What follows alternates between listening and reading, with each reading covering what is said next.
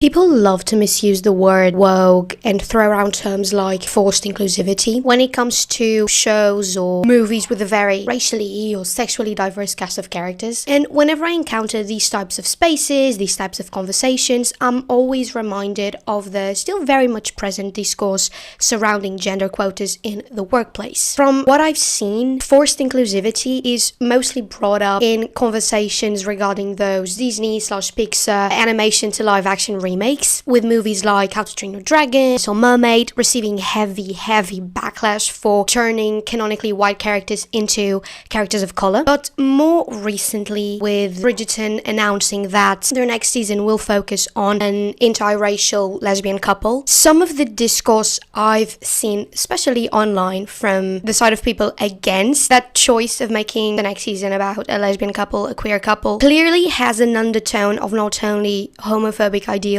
but also a very primal feeling of injustice. I think most people against that choice think something in the lines of, why would Bridgerton take from us a straight and cisgender couple storyline and turn it into a love story that belongs to a canonically underrepresented and misrepresented group? Is it forced? And to me, I don't think it really matters. Some so-called inclusive projects have worked out better than others, mainly if the writer's room also includes people from said marginalized communities and groups, and if the team of producers is willing to put on the time, put on the work, put on the money to actually develop meaningful stories and research about the communities they want to represent. But in my view, as long as minorities' representation doesn't blur into blatant and offensive stereotypes, I think any type of representation is needed, even if it feels, like many people claim, forced. Circling back to gender quotas, they're measurement instruments adopted by political parties and established in places like Norway, Armenia, and Belgium, aimed at accelerating the achievement of gender balanced participation and representation. They make sure that a specific number of seats at a company, for instance, are pre-reserved for qualified women. You could say it's forced representation of women in the workplace. So a lot of people argue that quotas elect people based on arbitrary population demographics instead of their merits, rather than providing quality of opportunity. Quotas bias elections in favor of women. But I think this argument against gender quotas is fundamentally wrong in two fronts. Firstly, it's been proven that quotas promote and encourage gender equality and shape global attitudes towards women in the workplace through both descriptive representation and subjective representation. Descriptive representation is the idea that if more women are in office, then more women will be encouraged to run for office due to a role model effect. And subjective representation is the idea that representatives' opinions and actions reflect the wishes, the desires, the priorities of the groups they represent. So even if the number of women elected does not greatly increase, the mere existence of gender quotas signals to party leaders that maybe they should change their priorities. And the argument for failed meritocracy also fails because meritocracy is a myth, a highly biased, white-centered, and misogynistic myth. Because for centuries, there's been an unwritten quota for privileged white men in every single field. So it's only fair that minority groups get a little push. And if that's forced inclusivity, then so be it.